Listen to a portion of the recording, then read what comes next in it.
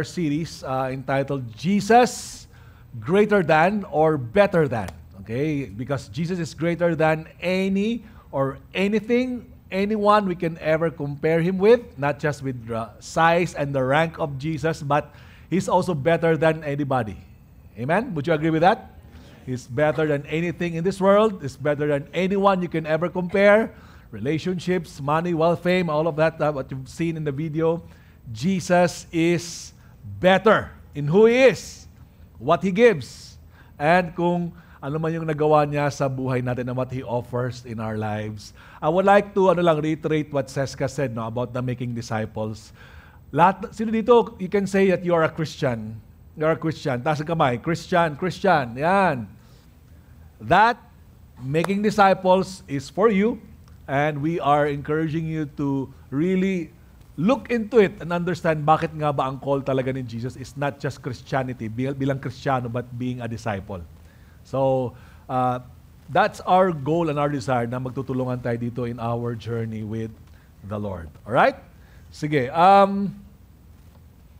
Medyo mababa po at lumalaylay ang belt bag. Okay? Meron ba? Sige, okay lang. Diretso na no? Sinabi ko na. Sige. Alright, ang libro na pinag-aaralan natin ay yung Hebrews at sinabi natin last week na hindi natin kilala kung sinong sumulat, pero we have an understanding that it's written for the Christian Jews in the church in Rome. And ito mga Christian Jews na to, mga second generation Christians na to. Okay? So can you imagine from Jesus, He preached, and then with the disciples, and then after the disciples, He resurrected and He ascended on high, and then there was this church in Acts, and in 30 plus years, the church was there and it grew and continued to spread. And after that, yung mga naging Kristiyano doon, tumanda, namatay, and then the second generation Christians. Okay, sila na yung pinasa na sa kanila yung truth, yung katotohanan. And here they are, they're experiencing challenges in their lives as they follow Jesus. How many of you got a test that it's not easy to follow Jesus? It's hard, right? So, our desire that as we look into this series for the next 12 weeks, 11 weeks, kasi tapos na last week, no? We will grow in love with Jesus. Gusto niyo bang may love kay Jesus? Ako gusto ko. Gusto ko pang mas makilala si Jesus. Hindi lang talaga Sunday Christian, but really makilala si Jesus and know His heart and be captivated and be rejuvenated or galvanized in my faith with Him, and hopefully tayo po lahat iyon. We're going to read Hebrews chapter 1 verse 4. Actually, 40 verses po yung babasahin natin 40 verses. Pero, pag binasa ko lahat yon, tapos na yung service natin. We'll read some, mga 16 verses. I would like to invite everyone to please stand up.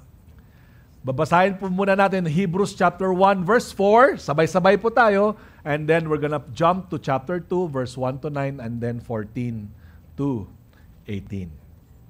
Sabay-sabay po. Chapter 1 verse 4. You can open your Bibles as well. Right? I can wait sa mga nagbubukas ng Bible. Yan.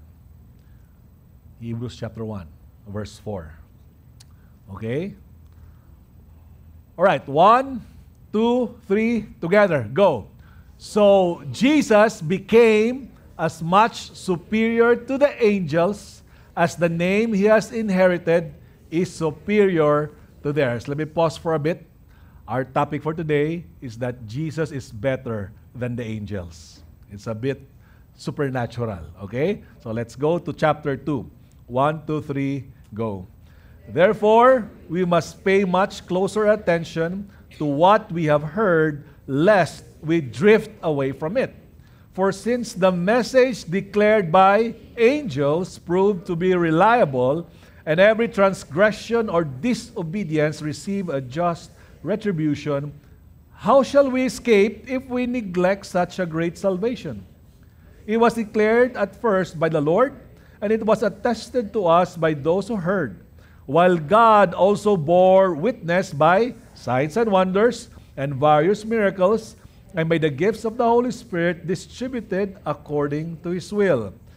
For it was not to angels that God subjected the world to come, of which you are speaking. It has been testified somewhere. What is man that you are mindful of him? Or the Son of Man that you care for him? You made him for a little while lower than the angels. For you have crowned him with glory and honor, putting everything in subjection under his feet. Now, in putting everything in subjection to him, he left nothing outside his control. At present, we do not see everything in subjection to him, but we see him, who for a little while was made lower than the angels, namely, Jesus, crowned with glory and honor because of the suffering of death, so that by the grace of God, he might taste death for everyone. Let's jump to verse 14.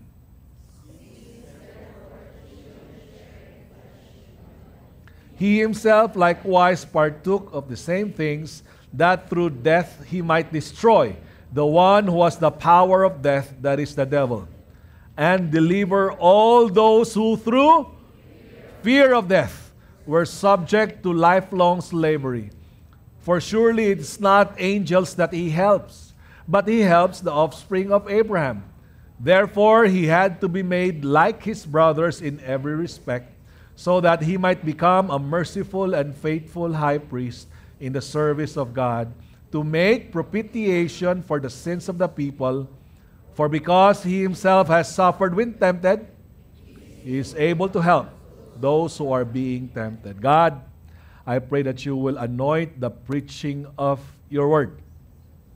I speak freedom, spiritual freedom to all of us, especially from the fear of death.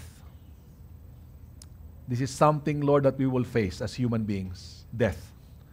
I pray, God, as we listen to your very words, there will be spiritual freedom, that fear will not be the master of our lives. Fear of death will not enslave us, but rather, God, Jesus will so captivate us that your freedom, Lord, we will receive as a church. In Jesus' name. And everybody say, Amen. Please give a high five to at least 5 people. High 10, dalawang kamay. Ano naman maka-connect kayo? Yeah.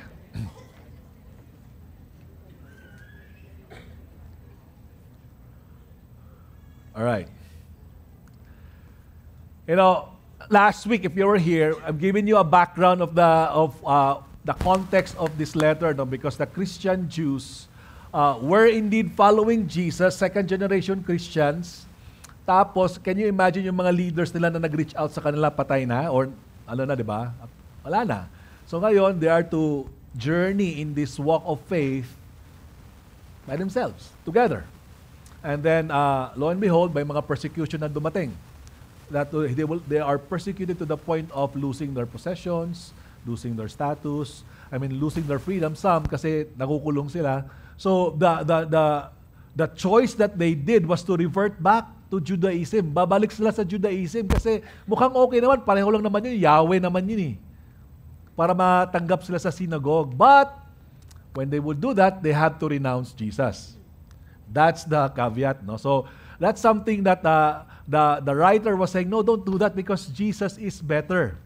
And here in Hebrews 2, we have a picture, an insight kung bakit ba talaga sila, because of persecution, bumabalik sa Judaism. Bakit nga ba? It is because this persecution causes pain and suffering. Okay? Pain and suffering and fear of death. Grabe, no? Na-imagine nyo ba to? When you are experiencing, wait lang I'll use na lang this one. Ayan. At least 2 microphone ko. Ewan ko na lang kung hindi ako naririnig ha.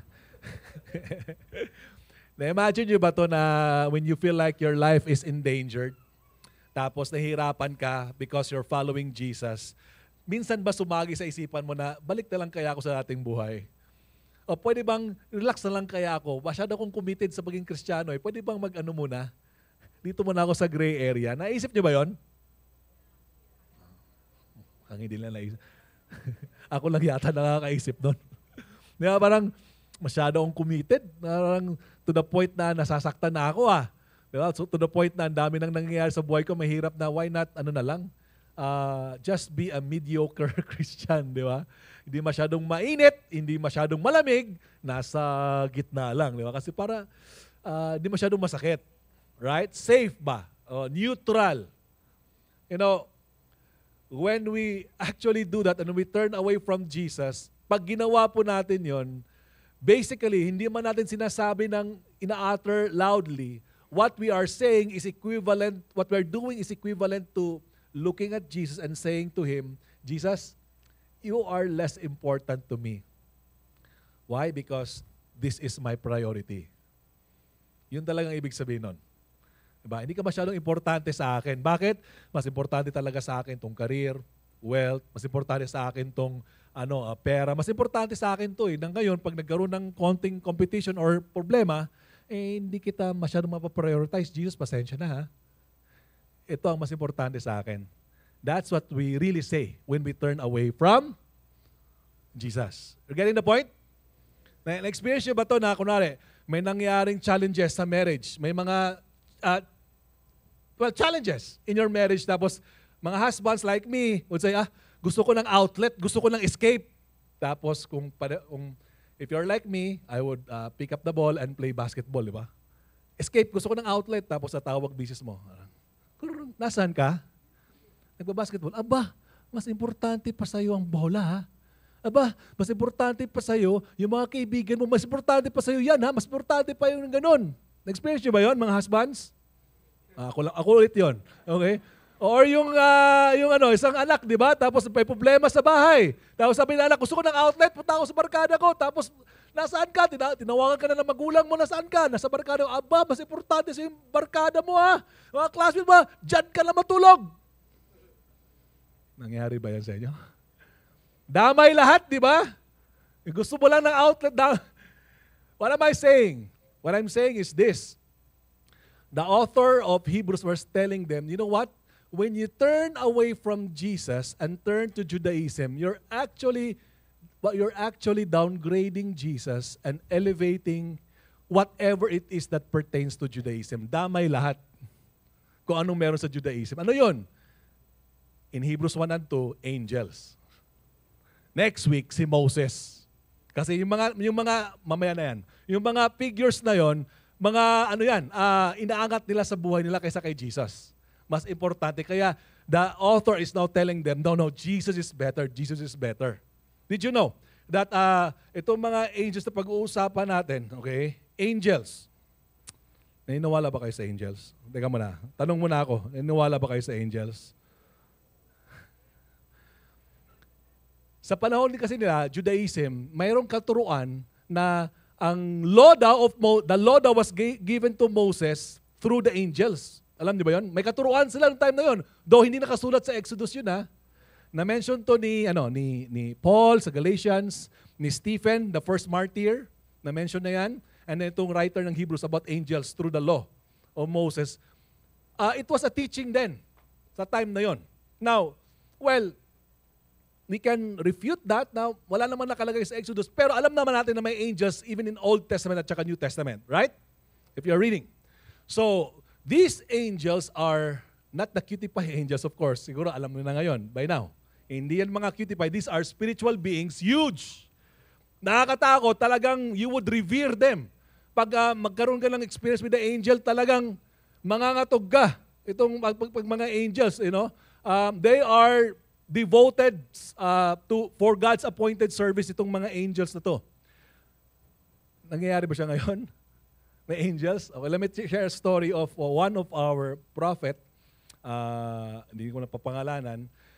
Yung po natin, asawa po ng founder natin, si Pastor Steve Morel, si Deborah Morel. Nung time na yan, that was early in the church.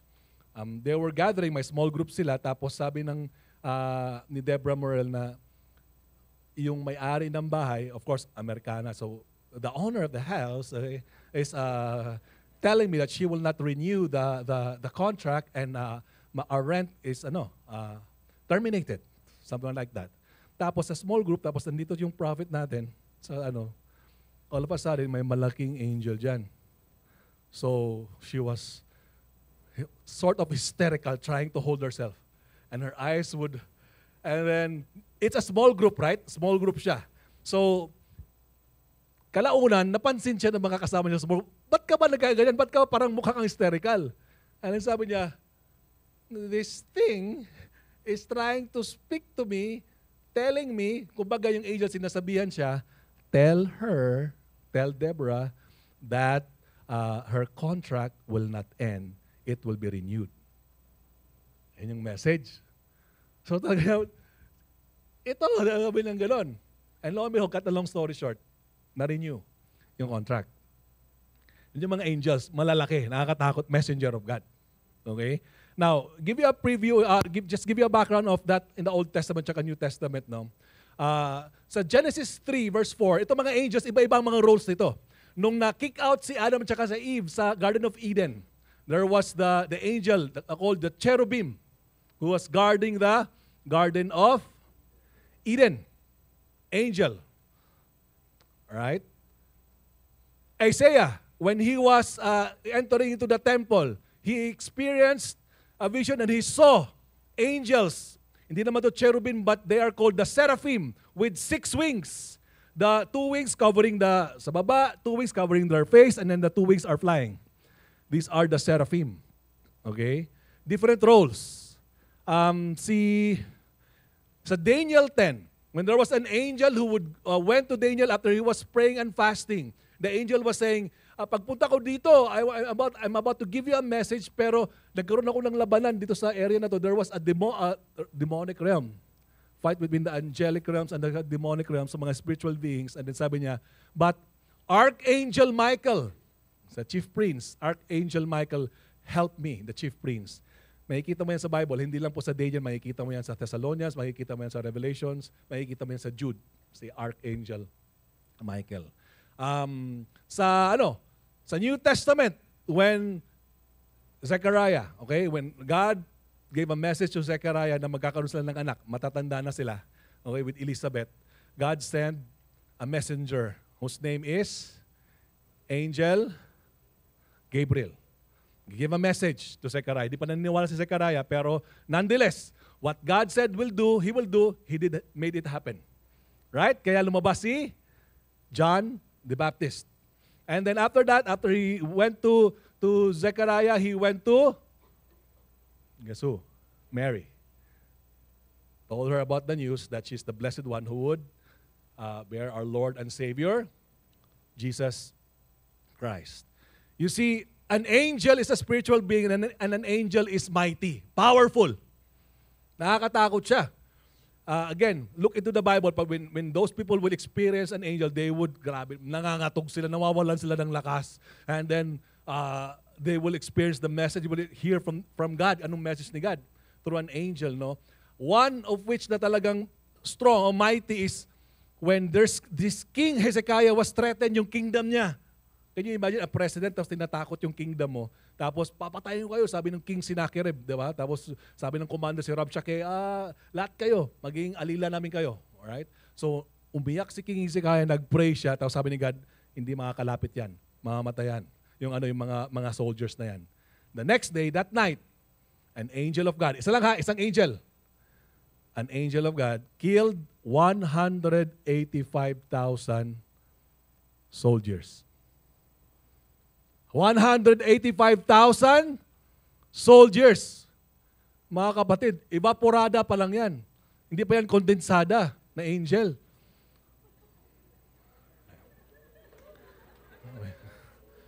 I'm just trying to, may guess mo na lang yan. Alright, but going back to the spirit, one angel, 185,000 were killed. Think about that. How about the angel who shut the mouths of the lions in the time of Daniel? That's Old Testament, okay? At marami pa, no? I'm just giving you some of the stories. How about the angel who rescued Peter when he was in prison? There was an angel who rescued him. The church was praying for Peter kasi pinatay na si James ni King Herod. And then nagpray sila, napalaya si Peter through an angel. Bumukas yung mga kulungan, no? Nakalabas siya. Now, there's also the same angel is also, I think, is the same angel who killed King Herod. Kasi hindi niya glorify si God sa kingdom niya. Can you imagine? Yung presidente, kayang patayin ng anghel? Huy! Sa buong mundo, sinong inisip mo na presidente? Ay, di ba? Yung mga nagkakagulo ngayon. Ganyan, kayang gawin ng angel. Think about that. Kaya nga, nakaka-in-amor, nakaka-in-awe, di ba? Grabe naman itong mga anghel na to. Now, in the early churches, there was a heresy. Na ang tinuturo sa heresy is, para makalapit ka kay God, dumaan ka muna sa mga angels. Yun yung heretic teaching. Pag nagbasa ka ng Colossians, may heretic teaching doon na nagsasabi na you are to worship the angel. Now, can you imagine, I'm just giving you the background of this Christians, second generation Christians. Naghihirap na nga, may mga umaalagid pa ng mga teachings na ganon. Are you getting this? So, the writer makes it very clear. No. Jesus is better than the angels. Now, I'm making a grid here to summarize chapter 1 and 2 para makita natin how the writer is trying to prove to them that Jesus is better. Number 1, in Hebrews 1:4-14, he's proving to them Jesus is better because His name is superior. I mean, we would agree, but pag may name, it separates you from others. Diba? That's what name is. It separates you, your character, your essence from others. So sinasabi niya, what separates Jesus from these angels is that His name is superior. Angels are merely servants, ministering spirits, but Jesus is God. He is the Son who is to be worshipped. The angels are the one worshiping Jesus. Basahin niyo po yun, no? Hebrews 1, para at least maano kayo. Na ito yung, in fact, yan yung mga tinuturo ni Jesus tsaka yung mga sa church, early church. Okay? And if you want to look at it from Old to New Testament, angels don't want to be worshipped. They're the ones worshiping God. They worship Jesus. His name is superior. At hindi lang yun. His message is also superior. Why? Hebrews 2:2-4. Yung binasa natin. Why? Because while angels send or give message of salvation, inuutusan sila ni God, si Jesus is the Savior. Okay?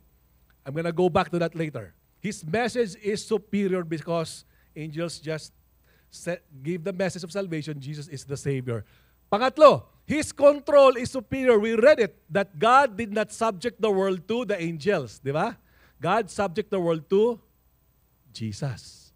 So His control is superior. Angels are mighty, but Jesus is almighty. He is sovereign. So, Pastor, ano namang effect yan sa buhay ko? Ang problema ko lang naman, kinsenas, sweldo ko. Ano yung angel na yan tsaka Jesus, di ba? Anong pakialam ko dyan? Okay, tingnan natin yung ano dyan. So what? Anong ano dyan? Anong impact niyan sa buhay natin? The impact of that is because His name is superior, great is His victory. Kaya nakalagay dyan, no? Hebrews 1:13. Anong pangako dyan?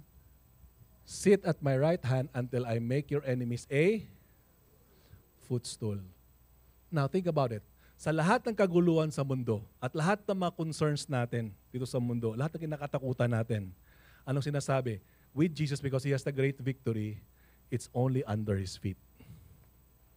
Are you getting the picture? We've talked about this many times, diba? Because sometimes, if not most of the time, pag may mga problema tayo, it goes beyond our head, diba? Over our head. Malulunod na ako sa problema ko. Ang dami ko nang bayarin, dami ko nang mga ito, left and right, ano bang gagawin ko? When you go to Jesus, you can simply see, because He has the great victory, lahat na feeling mo nalulunod ka, it's only under His feet. Now, do you think He's worth worshiping? Yeah. Palakpakan na din si God because of that. Great victory. Now, hindi lang yun. Because His message is superior, He is able to bring great salvation. With the angels, of course, there's that miracle, there's that mga supernatural. But you see, if you look at here, God Himself witness. Si God Himself will confirm the message of Jesus. Ano yung confirmation niya?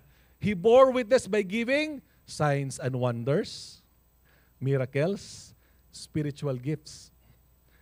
Can you imagine, in the ministry of Jesus, 3 years in the ministry of Jesus, it was empowered by the Holy Spirit. Pero hindi lang tapos yun. Naipasa yun sa church. And the church was empowered by the Spirit. There's signs and wonders, miracles, and gifts of the Holy Spirit. Pero hindi lang natapos yun. 2,000 years until now. How many of you would agree, miracles still happen today? Di ba? Signs and wonders still happen today. Amen? We had some of those experiences. Yung mayroong HIV, mamamatay na.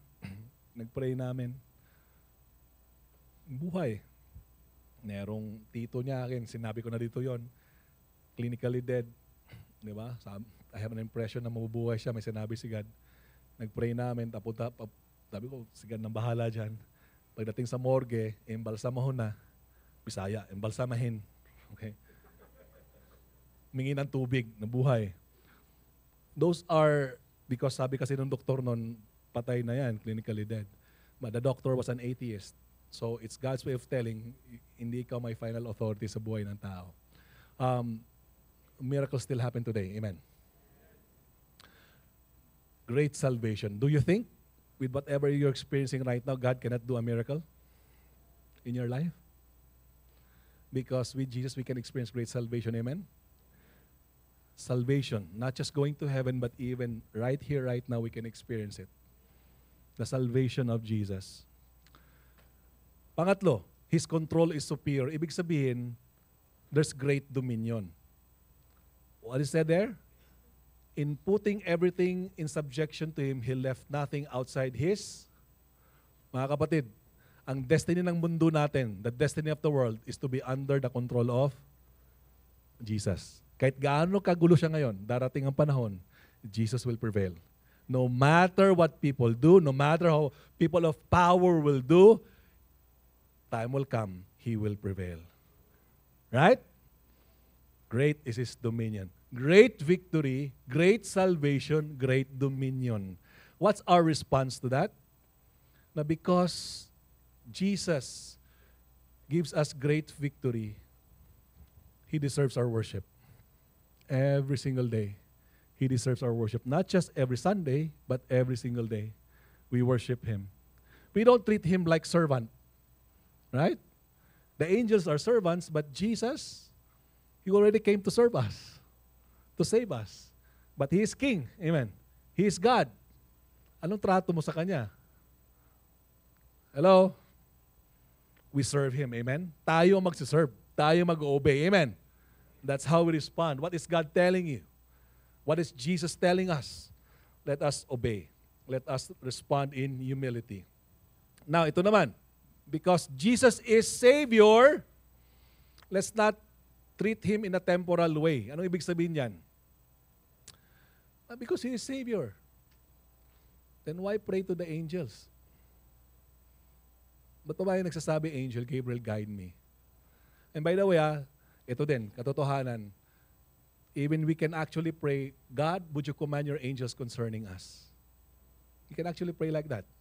We can also, even Jesus said na itong mga little ones, they have their angels reporting to God in heaven. Though it's not proven that kada may tao may isang guardian angel. Hindi, wala nakalagay sa Bible, pero there are thousands if not millions of angels. But do we worship angels? No. Right? As mighty as they are, we are not to worship angels. We are to worship Jesus. Amen. How about saints? Do you worship saints? Because Jesus is better, why worship the saints? As good as those saints are, as the disciples, the apostles, Saint Peter, and all of that, why pray to Saint Peter when you have Jesus? Amen. We have Jesus. Jesus is already better. Why pray to the saints? We can pray to Jesus. Why pray to Mary when Jesus is already better? Amen? And how about this one?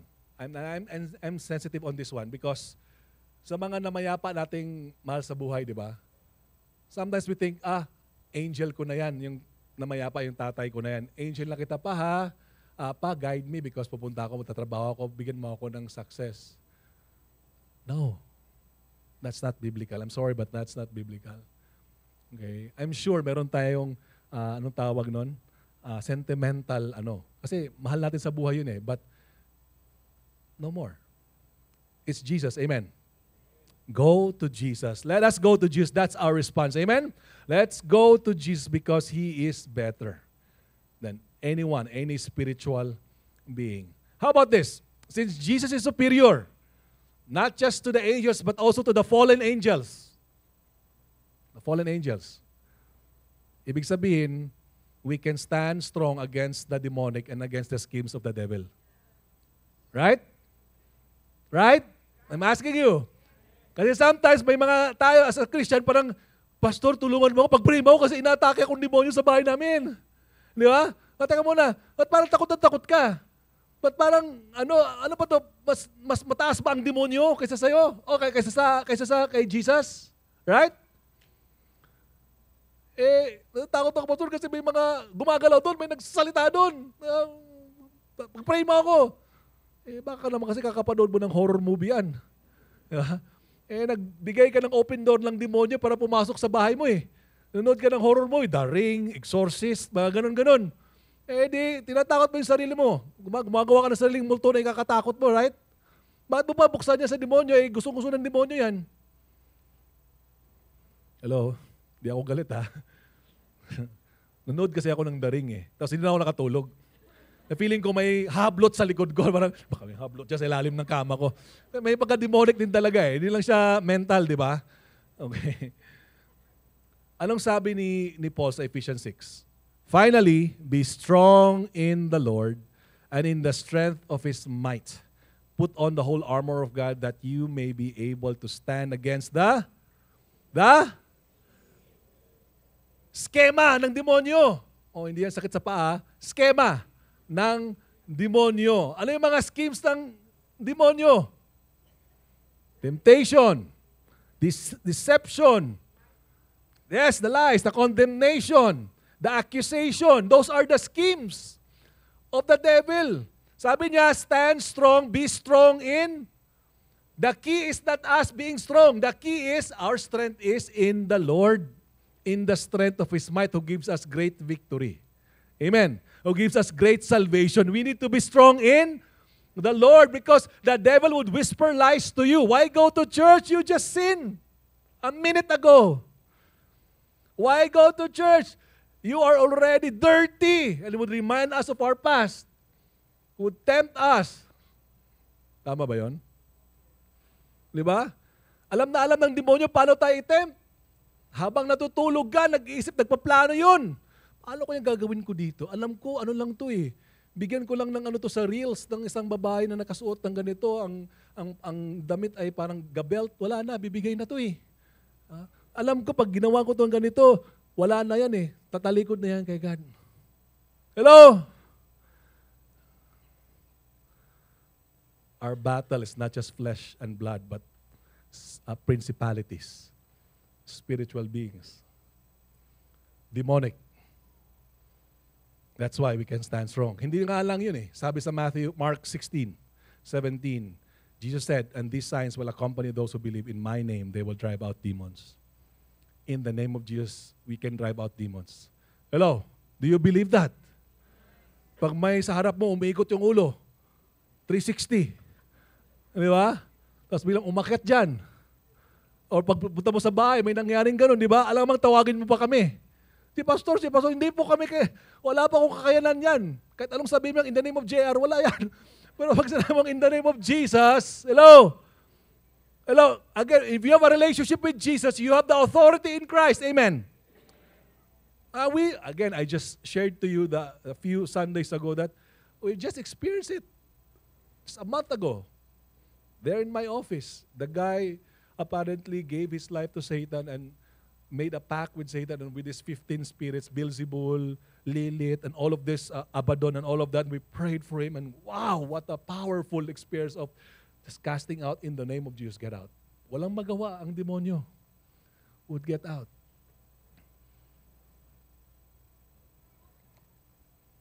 Come on now. Sabi mo sa katabi mo, ready ka na ba? Pag may mga demonic attack, go ahead.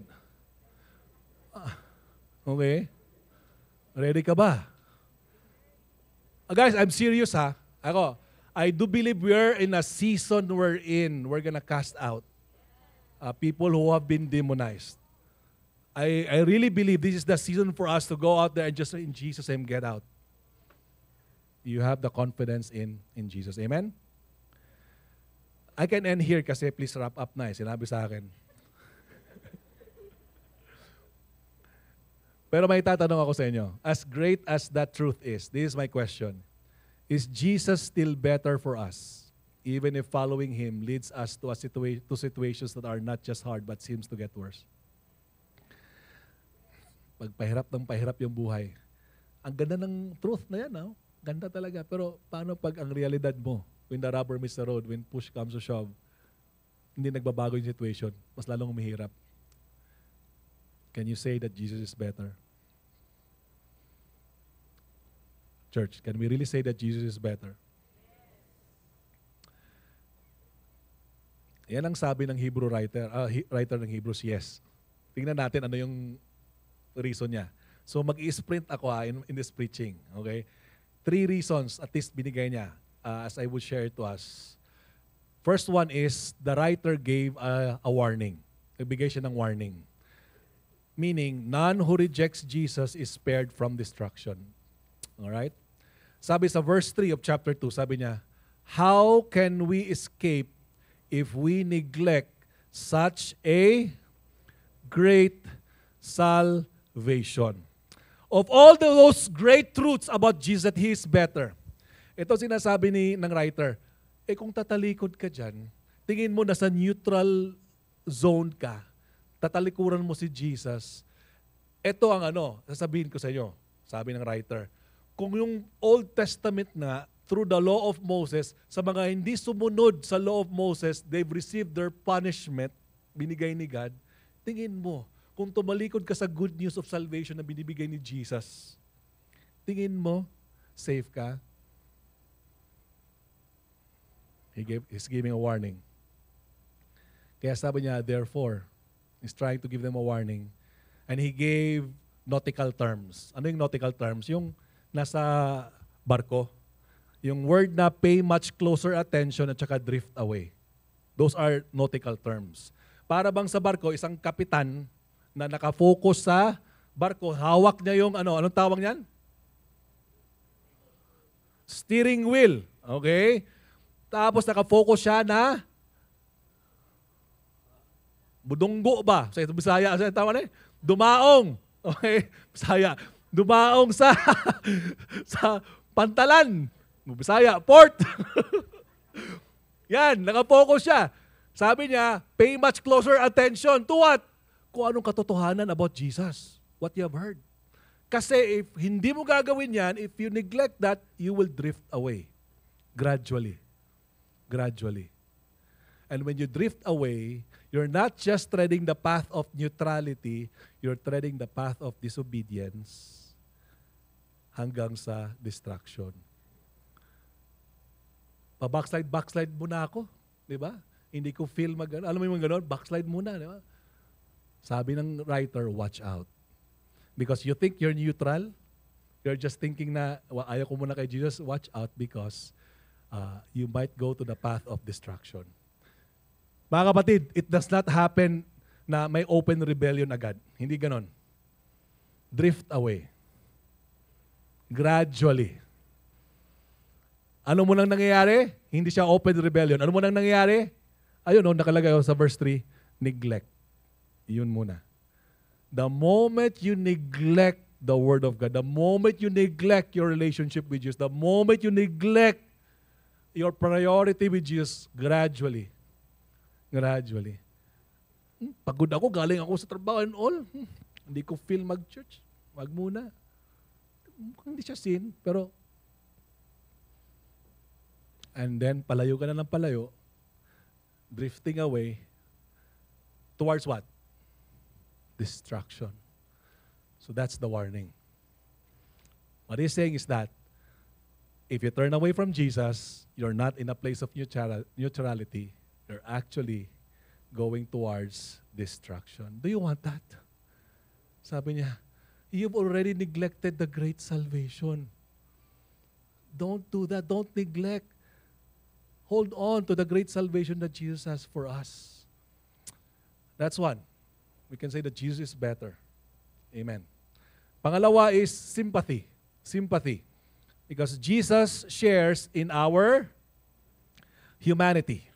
Jesus shares in our humanity. Verse 10 onward says, in bringing many sons and daughters to glory. That's us, Christians. When you say glory, it means in bringing us to our future glory, which is heaven, eternal life. Sabi niya. Alright? In bringing many sons to glory, verse 10. Stick with verse 10. Alright?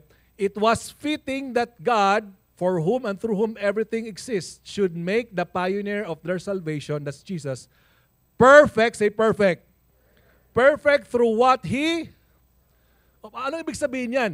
See, God made Jesus, the one who authors our salvation, perfect through suffering. Ibig sabihin, hindi perfect si Jesus? No. What He's saying is, with that suffering, Jesus is that complete representation for humanity to save us. Let me give you an example. Kakatapos na lang eleksyon natin, di ba? Tapos sa eleksyon natin, may mga 156 party list. Tumingin ba kayo sa likod? Yung party list na kahaba-haba, di ba? Anong party list ang ano mo? May mga party list doon ng magsasaka, mangingisda, magsasaka. Di ba? So can you imagine, sa mga party list, mayroon na silang mga representative, di ba? May mga nagre-represent. So can you imagine kung mayroong party list doon ng magsasaka at mangingisda, tapos yung representative ay hindi marunong mangisda at hindi marunong magsaka. Maniniwala ka ba? Hello? I'm asking you, maniniwala ka ba? Believe ka ba doon? Titingnan mo. Wala akong believe dyan. Puro head knowledge lang yan. Di ba? Hindi mo naman naranasan yung hirap na magsasaka eh. Hindi mo naman naranasan yung hirap na mangingisda eh. Tapos represent ka. Hello? Si Jesus, He shared in our humanity. He did not remain God as if there. He added. He's still God when He became human, but He still added humanity and He went through the sufferings. Are you getting the picture here? He went through the suffering so that when we look at Jesus, we can see that here is this guy who can sympathize with what I'm experiencing. He can relate with my weakness because Jesus also experienced limitations and weakness. Nagutom siya, nauhaw siya, nasaktan siya, umiyak siya. Para sa atin, He can relate when we are crying. When we are asking, Lord, hirap na ako. Umiyak si Jesus, di ba? Father, iyak siya. Ang iyak nga niya, may dugo na nga eh. He can relate. That's why, isn't it comforting that we have a God that can relate with us? Amen? We have a God who can relate with us, pero hindi lang yun. Hindi nagtatapos doon because He also wants to help us. Sabi sa verse 14 of chapter 2, verse 18 rather, for because He Himself has suffered when tempted, He is able to help those who are being tempted. Grabe, no? Tutulungan niya tayo pag tayo natitempt. That's what the writer is saying. Natitempt ka bang tumalikod kay Jesus? He can sympathize with you, but He can also help you not to turn away from Him. Even while you're suffering. Kahit mahirap, tutulungan ka niya. Yung word na help po is actually a military term. It's like a war cry. That when there's a war cry, there will be may tatakbong tulong aid for this cry of help. So cry out to Jesus. Jesus, nahihirapan ako sa temptation na to.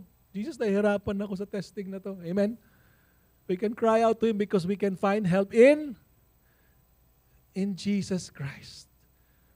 Kaya hindi lang siya simpatya, mga kapatid, that He shares with our humanity, but also we experience the benefits. Jesus helps us overcome hardships. He helps us overcome hardships. That's what He promised to the disciples, right? In this world, You will have many troubles, but take heart, I have overcome the world. Those who believe in me, 1 John chapter 5, will overcome the world. 14 of chapter 2 says, since therefore the children share in the flesh and blood, Jesus himself likewise shared in our humanity, partook of the same things, that through death he might, what? Destroy the one who has the power of death. That is the devil. Destroyed the devil who has the power of death. To render death, the power of death, useless. Meron pa rin bang Kristiyano na mamatay? Meron pa rin. Pero, mga kapatid, hindi na ang kamatayan yung may huling halakhak sa buhay natin. Amen. Hindi ang kamatayan yung may huling halakhak sa buhay natin because Jesus destroyed the power of death that the devil holds. Amen? Palakpakan natin si Jesus because hindi siya the worst news that we say, pag namatay ka na, that's the worst news. I don't want tabuyan. No, but look at that. Jesus destroyed the power of death that the devil holds. And that's why continuing, parang isang parang coin na two-sided, no? He destroyed the devil who has the power of death, but also, anong sabi diyan? He delivers all who through fear of death were subject to a lifelong slavery. You see, death, yung takot sa kamatayan, hindi lang siya mental or logical. It can be a spiritual bondage. Sobrang spiritual bondage na ang meron na sa puso natin, mas mahal natin ang mundo kaysa si God. Di ba? How do we arrive to the point where Apostle Paul would say, for to me, to live is Christ and to die is gain? He's so consumed with Jesus. So in love with Jesus. Si Paul. Kahit anong mangyari sa buhay niya, Jesus. When we come to that point na say Jesus, yung fear of death, He can release us from that mastery. Okay? Thank you, Jesus. Tinatawagan na ako ni Jesus. Lord, babe, we don't know. I'm just, but I don't know. I came to the point, we have that conversation 2 years ago. Ayaw ko na pumunta doon. But, when you are really in the valley by yourself, the only one that's gonna journey with that is you and Jesus. It's you and Jesus. It's you and Jesus. The incarnation and the atoning death of Jesus released us from the spiritual bondage of fear of death. Nabuhay siya. So, death is just a twinkling of an eye. And then it's an entrance to eternal life. That's what death is. Now, I want to share to you this one. Now, I will end with this one. Si Jesus, in Matthew 26, nung papunta na siya sa krus, okay, nung hulihin na siya, si Peter, ayaw ni Peter na mahuli si Jesus. Ayaw niyang mamatay si Jesus. Anong ginawa niya? Kumuha siya ng sword, tapos papatayin niya yung humawak kay Jesus, di ba? Anong ginawa niya? Sabi niya, papatayin kita. Yung anong natamaan? Tenga lang. So talaga mangingisda lang talaga si Peter. Hindi talaga siya mamamatay tao. Tenga lang yung natamaan, di ba? Tenga lang. Anong sabi ni Jesus sa kanya? Ilagay mo yan, Peter. Anong sabi ni Jesus? Do you think that I cannot appeal to my Father and He will at once send me more than what? 12 legions of angels? Think about that. 1 legion, they say, is equals to 5,000. 5,000. Okay? So kung ang 1 legion is 5,000 times 12, that's 60,000, right? Now, ang 60,000 sa isang angel, pumatay ng 185,000. 60,000 times 185,000 sa mga maraming marunong mag-compute. That's 11 billion. Think about that. Enough to annihilate population of this world, which is only 8 billion plus. Don't you think Jesus could just say, I can just ask my Father and He will command angels and all of humanity will end. But I will not choose that route the scripture must be fulfilled that I will represent humanity and I will die for humanity because I love human beings. Think about the Jesus that we serve. This is the Jesus that we serve. Jesus is better. He is not just the messenger, He is the message to humanity. And it's not just the message, He is the Messiah that we all need. That we all need. Let's all stand up right now. I'd like to ask the music team to come up here. I'm gonna read, and I would like to ask you to open your Bibles in Revelation chapter 5, verse 11 to 13. Because John the Beloved had a preview of the future, our future. God gave him the otherworldly vision to see the future for Christians in Revelation chapter 5, verse 11 to 13, and how the angels worship Jesus. Revelation 5:11 says, "Then I looked, and I heard around the throne and the living creatures and the elders the voice of many angels, numbering myriads of myriads, millions of millions, and thousands of thousands." What are they saying? Saying in a loud voice, "Worthy is the Lamb who was slain to receive power and wealth and wisdom and might and honor and glory and blessing." And I heard every creature in heaven and on earth and under the earth and in the sea and all that is in them saying, "To him who sits on the throne and to the Lamb be blessing and honor and glory and might forever and ever." They were worshiping God. Today we can do so by worshiping Him as our acknowledgement that Jesus is better than all spiritual beings. We can worship Him. We have been set free. We have been forgiven. We can walk in that freedom. We have received redemption.